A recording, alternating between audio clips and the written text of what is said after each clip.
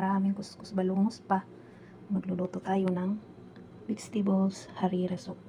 So nag-prepare na ako dito ng fresh coriander, 2 carrot, 1 pirasong potato, 1 onion, then 3 pirasong zucchini, then 1/4 cup flour, then 1 pirasong kamatis dito sa isang blender. So dito sa coriander na to, magkuha tayo ng counting amount. Yan, ganito lang. Ilagay na natin dito. Sabit natin dito sa kamatis. Then ilagay natin itong harina. Lagyan natin ng 1 cup water. At i-blender natin yan. Ayan, na-blender na natin. So ilagay na natin siya sa isang kaldero. Ayan na, nailagay na natin siya sa kaldero at sindihan na natin. Ayan. Then maglagay tayo ng 3 tablespoon tomato paste. Mag-additional tayo ng 4 cups water. Hayaan natin siyang kumulo. So habang hindi pa kumukulo yung sabaw, gagayatin natin ito ng cubes. Ipapakita ko sa inyo.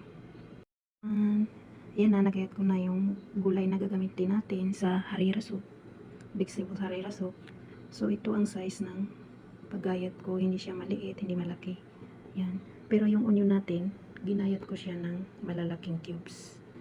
Then, yan na yung fresh coriander natin. Nilagay ko na sa food keeper. Dahil pag naluto na yung vegetable harira soup natin, dito natin siya ilalagay. So, ito na yung sabaw niya. Nag-start na siya mag-boil. Haluin natin siya. Then, lagyan natin siya ng mga spice. Maglagay na tayo ngayon ng cumin powder, half teaspoon. Counting black pepper. Half teaspoon lemon salt. 1 teaspoon salt. Haluin natin siya. Then pwede na natin ilagay yung gulay.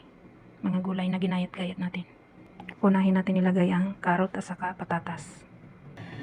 Kapag ganyan na siya kumulo na, isunod na natin yung zucchini at saka onion. Hayaan natin siyang kumulo. At kapag malambot na yung mga gulay natin, pwede na siyang ilagay sa food keeper at pwede na siyang iserve. Dito natin siya ilalagay sa may ginayat nating coriander na nilagay natin sa food keeper. Antayin natin siyang maluto. Then pwede nang ilagay sa food keeper. Then pwede nang iserve. Thank you for watching mga kabutingol.